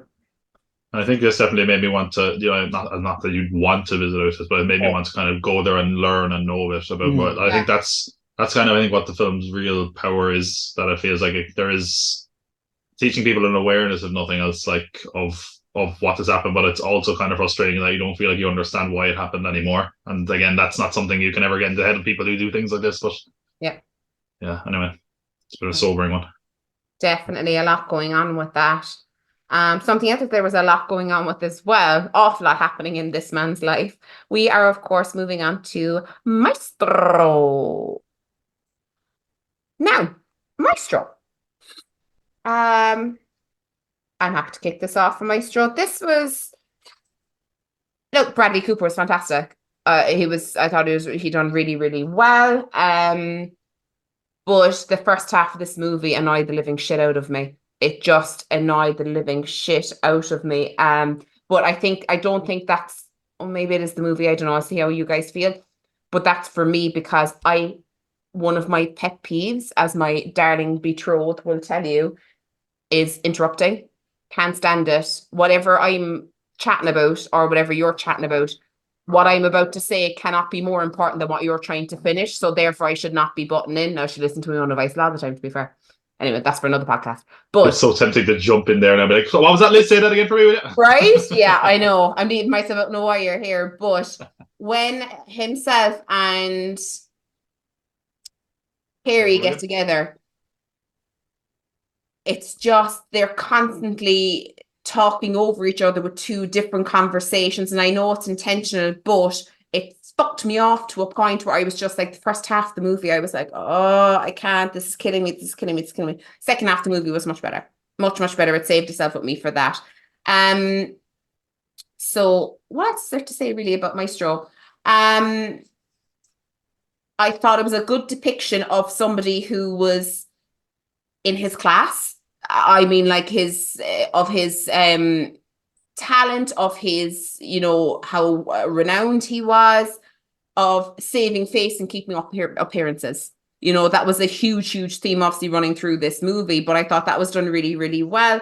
And I loved the styling in the movie as well. I thought that was really, really appropriate to the time. And for me, main character would not have thought twice about picking up a book and reading about him. Wouldn't have thought, but this piqued my interest and made me want to know more about him. So for me, now it's at number 8 for me, only because there were, in my opinion, better movies on it, but it would make me want to find out more about him as a composer. That is one for me. Tom, tell me all about Maestro. You seem overly joyed. I watched this on Christmas Day, and it always from Christmas. Why would you miss Christmas? I just did not like this film. It felt like Bradley Cooper wants an Oscar. It was so try hard. I don't like music biopics in general. And I guess this is more of a character study. I also want to say, like, that I really, really tried to not let outside influence affect my opinion on a film. His desperate need for approval from the Academy, it has been horrendous. Like, where he's like, it took me, I practiced for 4 years to do this sequence, and I'm like, listen, mate, it looked like you waved your hands, could have been grand, could have just done that, it'd be fine. Okay, stop being so like actory. There's an interview with him sitting next to Leonard Bernstein's family, and he never met Leonard Bernstein, and he's like, they're like, oh yeah, do you miss him? And he's like, I miss him so bad, and he starts crying. It's like the fucking level of cringe. Get a hold of yourself. Give your fucking head a wobble, mate. Like, it's pathetic. And like, for a portrayal that is decent, he's good. Okay, I'm not. Again, the Academy love these type of films. Do I feel I got to know Leonard Bernstein better? A little bit. I feel like he had such an expansive life that this should probably have been condensed, or maybe made into a TV series, or be a multi-part thing, or just focus on one element, because this feels very scattershot. Yeah, I mean, it's like, what did I get out of this? Oh, he had a complicated relationship with his wife. That's kind of it. It didn't really focus on his music as much either. I kind of found like they made almost like a deliberate attempt to not make a big deal of the music he came up with. It was like, it's like, oh, and then I did West Side Story, you know, and then that's it. That's all. The West Side Story box ticked. It just felt like a checklist to me. It felt so desperately pandering for awards. I found the performances decent. Carey Mulligan is good in it. Again, even though I'm giving Bradley Cooper shit, it's a decent performance. But like, yeah, I just kind of found it boring. Like, it was fine. I don't understand why Leonard Bernstein's story, at least presented in this context, is worth telling. Considering his vast career and his life, I'm sure there's an interesting part of it. I just didn't find this very interesting. It felt like someone's going to make a Bernstein biopic. Might as well be me. The Academy are going to love this. I just felt it felt false to me, is all I'm going to say, you know. But yeah, I don't know. For me, this was my least favorite film out of the whole 10. Number 10. Yeah, I didn't love it. I don't think I'll ever be watching it again. And I don't think there's anything anyone can say that could actually make me watch it again, to be honest, because, yeah, not a fan. So Tom won't be hanging with Mr. Cooper anytime soon, right? Definitely not. We can talk about The Hangover, Bradley. It'll be fine. Oh, no, you didn't. Phil, was Bradley Cooper your cup of tea as a Maestro, Leonard Bernstein, or are you absolutely Team Tom? I am Team Tom. These two are teaming up tonight. Whoa. You know what? He's 4 years of his life that he's never going to get back. But to be fair, there's two good bits in it that he did like. I did like the bit at the end where he's kind of trying to teach the guy the music. That was it. More of that was needed. And I really thought the visual aspect in the first 20 minutes was brilliant. Mhm. There's a really cool shot where he gets out of bed and goes down the stairs from overhead. I thought that was brilliant. But after about 20 minutes, it was dead to me.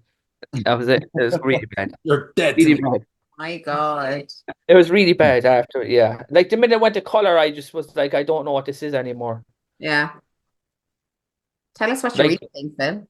there was about 10 different things they were trying to tell, and I don't know what they wanted to tell. Yeah, it felt like it was kind of catch-all. They wanted to every little thing about him, and because of that, it didn't feel like it did anything incredibly successfully well. It didn't flow. Um, Yeah. Dare I ask, Phil, what number was it? 10. Actually, 11. Saucer of milk for Phil.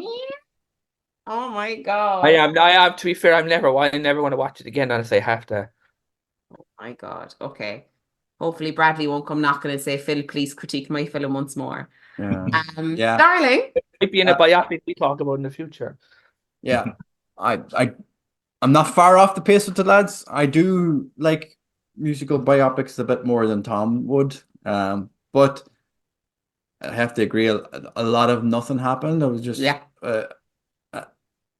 I don't know why we needed so much drama between the two of them. They could have had just one fight in the film and had a bit of tension throughout, and had the story of his music and what he wrote and how he wrote it and stuff he went through to get to things that would have been a lot more compelling to watch.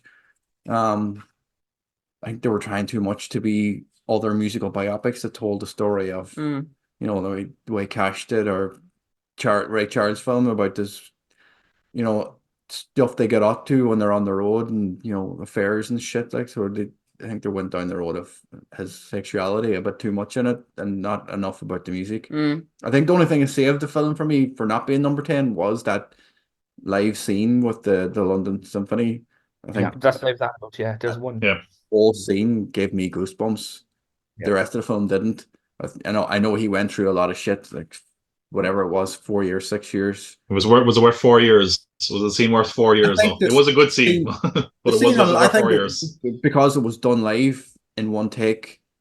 From what I've read, I think it is done live in one take anyway. To have, obviously, how much does a conductor do? And everybody else is playing the instruments. I don't understand that side of the music industry. I'm sure conductors, they're multi-talented. They're multi-instrumental, fucking talented people. Like, so you don't get to be a conductor of an orchestra without having a talent. But like you said, Tom, he's just waving his hands. But I thought that scene itself, just that whole 6-7 minute scene, whatever it was the only thing it saved the film for me. Everything else is just like that. I don't want to take away from composers. I know they do good work. I know they're really talented. All what I'm saying is, like, he spent whatever amount of, like, here's what you do: get an actual composer to compose that, then study his movements. You don't have to learn to compose. Just fucking copy his movements, and instead of fucking 4 years or whatever it was, you'd have done it in 4 hours, Bradley. 6 years. Oh yeah! Oh, fuck off! 6 years. Jesus Christ! Like, it's such a shot at Cillian Murphy as well. By the way, I've just anytime there's like conversation, he's taking like shots. Like, he's like, oh, didn't take me 6 months to prepare, and it's like, oh, how long did it? Oh, 6 months. Okay, interesting. Yeah. Oh, he's a catty bitch. Number Didn't we have a composer film last year with Tar? Yep. Oh, we fucking did. Can we? Maybe we should just reflect on that composers don't need biopics, okay? Because they were both pretty. Biopic next year. If anybody's out there doing a biopic next year, do it on like John Williams, who actually wrote scores. Well, I heard today there's 4 Beatle biopics coming out. Yeah, we sent that in there last week. There, it's all one. They're all going to be they're all going to be part of the same universe, like, but they're all going to be intertwined. 4 different stories of the 4 lads. Like, that's Jesus. That I don't know when it's going to come out, but yeah, that screams it. It does. It feels like something they should have on streaming because it's going to be from different perspectives, right? Totally. Do you know what they should do? They should have really not told people that, and just release the film, and you don't know what Beatle you're going to see. And then the discussion would be like, remember when that happened? Then people would be like, yeah, well, John was right. No, but Paul was right. And it'd be Remember when amazing. Ringo Starr used to narrate fucking Thomas the Tank Engine shows? Like that's Yes. that's the That's story. what I want. I just want that to be like the Ringo. Yes. So it's like they're all like, "Oh, the Beatles are breaking up," ooh, and then Ringo's just like, "All right, Thomas the Tank goes." Oh, that's all I want. Like, Dun, dun, dun, dun, dun. And then have all of the goth ravers in the background dancing to it. Yes. Brilliant. Number That's seven, so random. Maestro was number 7 for me. Thank you, dear. That's perfect. Down to our final movie. My God, they have taken an absolute battering this evening from us, haven't they? So we're down to our final one. God help us. Thoughts and prayers. Killers of the Flower Moon. So, Killers of the Flower Moon. I'm hanged off on this. Tom is rubbing his hands together. Tom's warming up. No, I'm warming Tom up. starts stretching there and cracking your neck. Here we go. I'm warming up because I have a very weird perspective of this film. Because I read the book of this. Oh, right. And I've been looking forward to this film for years. And the film sucks compared to the book, which I know is the obvious complaint. They really, and it's because of that, it's hard for me to be objective. Like it's a good film, I think. Is it a good Scorsese film? It's fine. Is it 4 hours good? Definitely not. It could be half that and be fine. What I really don't understand is and this has been a criticism from the Native American community as well. The book is told from the perspective of Lily Gladstone's character, where you don't know who is killing the tribe. And I don't understand why they changed this to the perspective of the killers. Because it robs the film of any suspense. There's not really any clear, motivation. Not motivation. There's no real momentum for the plot, I should say. It's just like, we're killing another person, and it's like, I don't understand why they did that. And I think that kind of ruins it. Like, also one of the really interesting things about the book is that the investigation that goes into it is fascinating, and I feel that was really relegated here. Like Jesse Plemons' character is basically has like a third of the book dedicated to him. And that's not really here. I still think it's a good film. I'm just kind of again another one that I wanted to rewatch and try to judge it more for what it is than what it should have been, in my opinion. I do think this is honestly probably my favorite Leo performance. I think Leo's a good actor, obviously, but I think a lot of his performances generally just over the top shouty. Whereas I think here he actually had to show a bit of range and act, and I think he's really good in it. Robert De Niro was very good in it, showing that he actually can act when he wants to. Lily Gladstone was great in it as well, as Molly. I think it is a good film. It's just not as good as the film could have been, and I don't know why it's 4 hours. That genuinely baffles me. I don't know. I don't think it has any business being that long. No film needs to be that long. No, ever, I mean, like ever. It's just, I don't know what it is. I think it's just Scorsese had like an unlimited budget, and because he can now do whatever he wants, he presents this. And I think like sometimes, weirdly enough, I think sometimes limitations are better for filmmakers. And I think in this case maybe it would have helped him, but I don't know. I have conflicting feelings on about the film because again, I think it could have been so much better. It's number 8 for me. I think again, if this was not a Martin Scorsese film, I don't think people would be as kind to it. That's what I'll say. Not at all. I agree with you there. I just think I don't know whether he's getting paid for watch time hours now or what. All his films are getting longer and longer as the years go on. There's absolutely no need for this film to this long for what it is. When it's not a suspense film where you don't know who the killer is.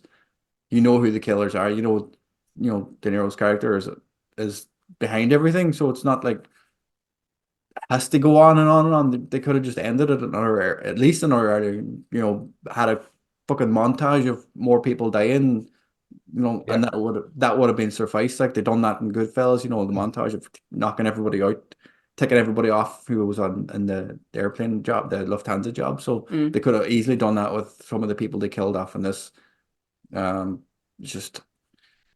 was just so long. I just couldn't get into it at all. And to mention DiCaprio, I disagree. I think DiCaprio plays the same character in every film.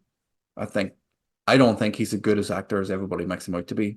it took me a long time to get into them. Like Titanic, you know, That's my favorite one. That is my favorite one. Titanic. Yeah. Oh Christ.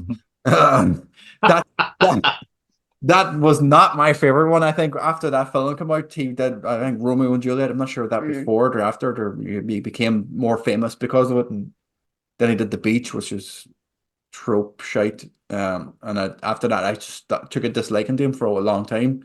I think it was probably right up until maybe Django Unchained before I actually started really liking him again. You know, he was all right in, you know, The Departed. I think Django Unchained warmed me to him when I started liking him again. But if you watch back a lot of his films, he does What's the one where he was in the woods? uh The Revenant. Revenants. That's okay as well. Yeah. Yeah, but Again, that was another one where I read the book. it's Leo DiCaprio just playing a character, but he doesn't change who he is. You know, put on a prosthetic nose or whatever he puts on. Like it's just. I think actually, like, because he won for the Revenant, and I think that was an example of like they made a big deal of how much he went through making it, and he got mucky, and he did this, and I think that was why when they were there. I do think I think he's very overrated as an actor. I think this is one of the better performances from him. But I also do want to say something based on that character. I think they were really kind of crappy about that character, where they kind of were like, oh, he's an idiot, he's a simple man that's been taken advantage of, blah blah blah, to kind of try to get him off the hook. And again, they actually cut something from the film that happened in real life to make that work. Yeah. So, like, you know, when the house gets blown up. Yeah. In the book, you find out, and they leave it as a twist towards later on in the book. Basically, his own son was meant to be in the house when it was going to blow up, but it was only because his son was sick he didn't go to the house. So he was going to kill his own son. So, yeah, why would you make that character sympathetic or, oh, he's stupid, he's a simple man being taken advantage of? No. Not really. Yeah. So yeah, overall, it was just way too long and just didn't need to. I don't know what else to say about it. Just number 9 for me. Yeah, definitely number 9 for me as well. Echoing a lot of what you're saying as well. It was too long. It was far too long.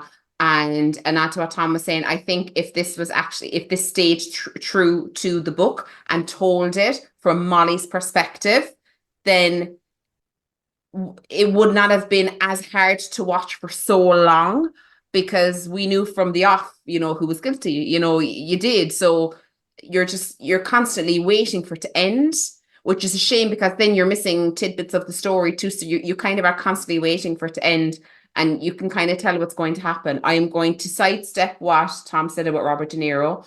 I love that his character was delusional to the end in this. Oh yeah, they'll save me. They'll save me. They will, Bob. They will, yeah. As well, I thought Lily Gladstone done very, very well, and she deserved her Screen Actors Guild Award too. And unfortunately, I am in agreement. I feel like the story was flipped and told from the other perspective, because Martin Scorsese and Leo are just such best buds. So such a soft spot for Leo. But it was funny because my 7 Jury said the same thing about this movie with Leonardo DiCaprio. I feel like I'm watching Leonardo DiCaprio play someone. I'm not watching the character. I'm watching Leonardo DiCaprio play someone. And I feel like I'm watching him play the same character with a different green screen, unfortunately. And yeah, totally. When they his character then was like dumbed down, and it was a little bit like, you know, Joey tries to learn French, you know, and there was just shades of that to it. And it was just like, am I supposed to feel for him? Do you know what I mean? He loves money, and that was drilled into us as well. But then he was like, I'm such a simpleton. I love money. And then like, you weren't so simple then when you were like sorting on all your money. So yeah, it was 9 for me, only because everything you've said, it was too long. Just waiting for it to end because you knew what the crack was. Phil? Yeah, let me see. I put this as 6. My major notes was that their first hour was pointless. Utter pointless. They could have got to all of that with montages, as you said. Yeah. But overall, like, and also as well, there was a weird choice at the end with the radio play. Yeah. I don't know what to make of that. I don't know what was he trying to achieve with it. I don't know. But overall, I thought the film was too long, but it was better than the other ones below mine. But you pretty much covered a lot of it there. But like, it's just, I don't know, I was sitting there, you're kind of zoning in and you're zoning out, and you're coming back in and you're going back out. Did you get that feeling when you're watching it? Yeah. You It's could just- easily. You could go and scroll and come back. Yeah, and miss nothing. knowing that it's that long, it's just like, Yeah. come on, do something. Yeah. Anything. Also, as well, Brendan Fraser's character should have been more prominent. Out of nowhere. That character felt like he was from a totally different movie though. He was so bombastic and over the top, and I was like, "There's Brendan Fraser," and I was just like looking at him like, "Fraser, there he is again. Look at him go." Yeah, He's going for it, that man. But you never know where he's going to turn up. Let's face it. Do you know what I mean? You really don't. In California Man 2, hopefully. And on that note, that is our 10 Oscar-nominated movies reviewed. I am going to take a quick commercial break and go and do a little bit of calculating. I can't, honestly, the numbers on this list are all over the shop, and I'm so excited. So please detain yourselves, gentlemen. While we I are find going to, out because we have, I'm not sure if the lads had a thought about it, the 10 10 categories. Who do you think is going to win? It's probably something we may have to do over a group chat. But best picture, who do we think is going to actually win it? Are we revealing what the stake? What are we saying? What the stakes of this are? The winner, whoever gets closest to the overall tally at the end of the Oscars, gets to pick our next top 10 list. Dun, dun, dun. For April. Top 10 Top worst 10. films. Top 10 worst films ever made. Well, I was going to say, I might be very. You better hope I don't win. That's what you want to pick, Phil. Phil. You get that. You see how Top 10 longest films of all time. Isn't there a film that's like 7 weeks, 7 days? Pretty much, yeah. We'll start now. It'll be fine. We'll take a brief hiatus. Phil, I will hit you over the head with a blunt object and throw you off my second-story chalet in the middle of nowhere. I'm warning you. I know how to get away with it. Okay, Phil, who's going to win the best picture for you? Not Oppenheimer. on this list, just in As general. much as I don't want it to, it will. Watch. Oppenheimer. Tom? I agree. Oppenheimer, I think, is going to take it. Best actor? Cillian Murphy. Cillian Murphy now, yeah. Yeah. Best actress? Emma Stone. I think Lily Gladstone. Yeah, I also think Lily Gladstone. I'd like it for it to be Emma Stone, but I think it'd be Lily Gladstone as well. I think Lily Gladstone too, yeah. Me and Phil are going to have the exact same thing, so we better have to figure out what top 10 we're going to do. Best supporting actor? Downey Jr. Downey Jr., yeah. Yeah. Supporting actress? The girl Davine Joy Randolph. Yeah. From The Holdovers? The Holdovers, yeah. Yeah, absolutely. We're going to be very close to this, so best director? Nolan. Yeah, I think no one's going to take it. I think they're just going to sweep the main three. Like, Yeah. I think it's going to be Bradley Cooper because of. Oh, fuck off! If he wins, I'm out. He's going to be no way. The Academy so much. I think Bradley Cooper's winning it. Oh, No, I will actually be furious. I didn't realize Oscars could get me, but if he wins, I will be mad if he wins Best Director. Ridiculous. The way they're talking about the stuff he did when he was acting and directing at the same time. Seriously, look up that clip of him with the family of Bernstein. It is the Watch it, cringiest so- thing. I nearly ate my fist in cringe. Like I was pathetic. Did he say something about he doesn't rewatch footage? He waits until the editing. Oh god. Yeah. Ugh, yeah. He was going on about how the spirit of Leonard Bernstein came to him as well. Oh god. Fucking actors, man. I think the writing one is where we'll get stuck on, I think. Yeah. Screenplay. Okay. Best original screenplay, is it? Best original screenplay, yeah. I'll take this in front of me. See which one. I'll tell you if you want to know who's up for it. Yeah, go on there. Oh yeah, I have it there. Maestro, Paul May, the Holdovers. That's tough. I love Past Lives, so I'm going to say Past Lives. I'd love it to win. I would love Past Lives to win as well, but I'm going to go with. I'm assuming the Academy is kind of. Have you ever looked up like brutally honest Oscar ballots? You ever look up that? Once a year when the Oscars come out, they like poll someone who's in the Academy, and if you see some of the things they say, you're like, wow, the Academy is full of like poser idiots. Like, so I'm going to guess some of them heard about Past Lives and were like, ugh, not going to watch that. And I think they're going to go with the Holdovers. I think more people might have seen that. So I'm going to say the Holdovers for best original screenplay, even though I think Past Lives is probably more deserving. Yeah, I'd love Past Lives to win it, but yeah, I have to agree with you. Holdovers are probably Surprise me if Anatomy of Fall wins. I'd be surprised I did though. Yeah. Editing. Editing is always like such a like coin flip because I'm going to say Oppenheimer. they always say with editing that like basically that you're not giving it to what's edited best or giving it to what's most obviously edited. Yeah, Oppenheimer. Yeah, I think they'll just go with Oppenheimer. I feel like it's a film they've all probably seen, so they'll just say that. Cinematography. I want to say Oppenheimer again. I think it'll be Oppenheimer as well. Yeah. Not. Although I think Poor Things cinematographer is he's a Dublin man. I think. Yeah, he's from Dublin. He's McNamara or something, isn't he? Robbie Ryan. I think he actually introduced the film at the Cork Film Festival, I think. Last one, production design. Poor Things. Poor Things, definitely. Yeah. Should be. Yeah. Not Barbie. Ooh. No, I think Barbie might actually. I don't think Barbie's going to get shut out, but I think it's not going to come away with a lot. No, I think we're after it wins nothing. Barbie billion. It's kind of passed, hasn't it? Yeah. Right. So I'll take them down, note them down after I'm done editing this episode, and we'll see who gets closest after the Oscars. And best editing, Jerry Rush. Editing the dog out of this episode. You leave him alone. Look at his little sad body. Look. He's asleep. So you know who's not asleep? Me. That was, I tell you this much now, lads. I had me work cut out for me here for this list. So wait till you hear it. Carol Vorderman got nothing on you, love. Oh, I tell you this, mate. There was definitely not one at the top and four at the bottom. Well, there was actually, to be fair. So with that, we have our list of who we think should win the Oscar in our opinion. You ready, love? You ready? Okay. So and the nominees are number 10, poor Bradley Cooper, coming in with Maestro.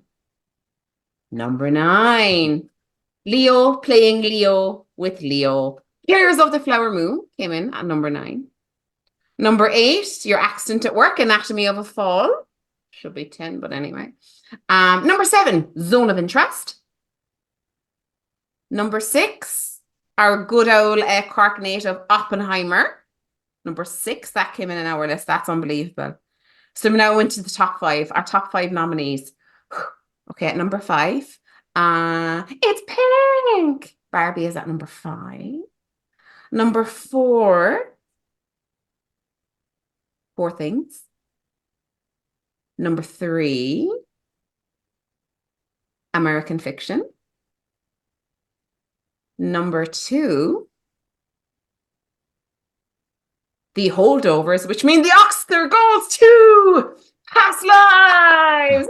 Past Lives. Amazing. Amazing. And they want to thank myself and Jerry. They would like to thank Tom, and they would like to also thank Phil for awarding them this prestigious, beautiful, beautiful trophy. Past Lives. What do you make of that top 10?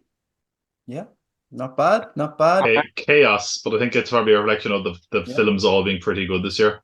Yeah, at least, you know, and I think we're showing a bit of our personal preferences as well, which is good.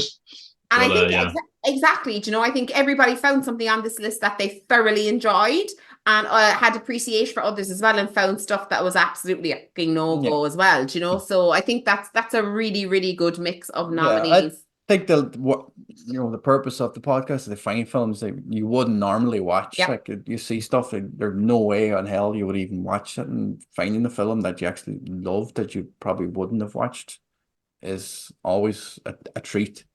Getting to see something like Past Lives, or even last year's winner, which was Everything Ever All at Once. Like, you know, and years gone by, you probably wouldn't even look at them. Now you're going out of your way to find these kind of films because they seem to be a lot better because they're so original, and Hollywood's gone so fucking, you know, shite for the last couple of years, finding these original people, original directors, writers, wherever, to, you know, make up these films that we would never actually see in a normal year. So I love that there's people out there still able to So make diverse, yeah. original content like that. Yeah, definitely. All happy for past lives? Yeah, definitely. I think Strong so. number one. Oh, seldom now that we all agree on number one, isn't it? Yeah. To be fair, like, you know, I was very, very tempted to switch out American Fiction for Past Lives. More I talked about it now, so if I had, it still would have been a number one. So madness. This is a shout out to all the sweethearts, all your childhood sweethearts, if they're out there watching, if they still have a feeling for you, and you know you want to meet them in a bar with your husband or partner or significant other. Ox. It mightn't work out the way it worked out in that. Yeah, film. that's, you know, it's a movie. Just be careful. Just be a little bit careful, that, 'cause it might not always work out, you know. They might not always be as understanding as that other half, may they not? Yeah. So they might come with, like, you know, some type of concealed weapon. Yes. Tom, anything coming up on the Pop Cult Pod that you want to talk about? Yeah, speaking of award shows, I think I promoted this last award show, but it's taken some time, but I'm nearly there. The Culties of this year, which is my film preview, aka it's an award show. Nearly done. I keep saying I think it's the biggest film preview there is out there. I'm talking about over 100 films, like, and it's nearly done. So that'll be out really soon. Hopefully, it'll be for next time we meet. Because I keep promoting this everywhere, and I'm like, oh yeah, actually, that's a lot of work. So there's that. I've got other stuff coming to the channel really soon as well. Actually, I won't say what it is, but it's exciting. And yeah, I'll be on page 180, talking about all the February releases as well. Watch for that this week. So yeah, lots of stuff coming up on Pop Cult Pod everywhere. Definitely a place to find me, because lots of good stuff coming up. And your Movies and Milk is still going? Movies and Milk is still going. I've taken a little bit of a break while I get these culties together, but yeah, it's going to return with a vengeance, because really happy we had loads of them out in January. There's like 5 of them, short form stuff. So that's why you should check me out on socials as well. But you haven't gone all Ron Burgundy and saying milk was a bad idea yet? No, I mean, I will. I am finding it hard to mix up. I try to get a variety of milk, but I'm really running out of options very quickly. It's not diverse as you would think, you know. Chocolate milk. And Phil, tell us, how's the world of movies in Tinseltown? We're screening on Tuesday night. Yes. Ooh. So there's a cast and crew screening for Emmett's new short film. Amazing. I filmed and edited. So, and we will have a trailer for our feature film. Woohoo! Oh, you need to let us know when we have that ASAP, so we can pop that up on the channel. How amazing is Phil? It's so great. So it's moving slowly, but we're getting there. Exactly. You're one step closer to, you know, one step closer, buddy. They don't know what's going to hit them. They're like, Barbie who? Barbie fucking who? I'm telling you now. Unbelievable. Yes. Yeah. So as always, lads, stay tuned to the channel. We had our review of the Iron Claw this month already. Next month, like I said, we said during the show, whoever gets closest to the Oscar nods or whoever wins, will get a chance to pick what they want for April. If one of us picks the 10 longest movies at all time, I can't even joke about it. It's okay. It's going to be top 10 worst films of all time. It's fine, Liz. Don't worry about it. Yeah, we will. I'm hoping now, maybe if you are around for it, the X-Men 97 series is dropping next week, in the first week of March. So I'm not sure if it's going to be all dropped in one go, or they're dropping one episode a week. I haven't seen what's Disney are known for weekly. Yeah, so I'm curious to see what to do, but I'd like to do a review of the series when it actually finally drops. So that may come to the channel. If they drop the whole series in one go, that'll come this month. If we can get everybody on board. Whatever you want from me, giving you everything. I'm your X-Men tonight. As always, lads, like, comment, subscribe. Leave your comments below who you think is going to win the Oscars this year. Are you pro Cork? Are you all about Cillian Murphy and Oppenheimer or Oppenheimer, whatever you want to call it? If that's your real name. And we'll be back next month for more stuff. So stay tuned as always. And thanks to my mom and dad for always believing in me, and to everybody else for tuning in. We couldn't have done it without you. Days of our lives. Bye Bye for now. See you guys.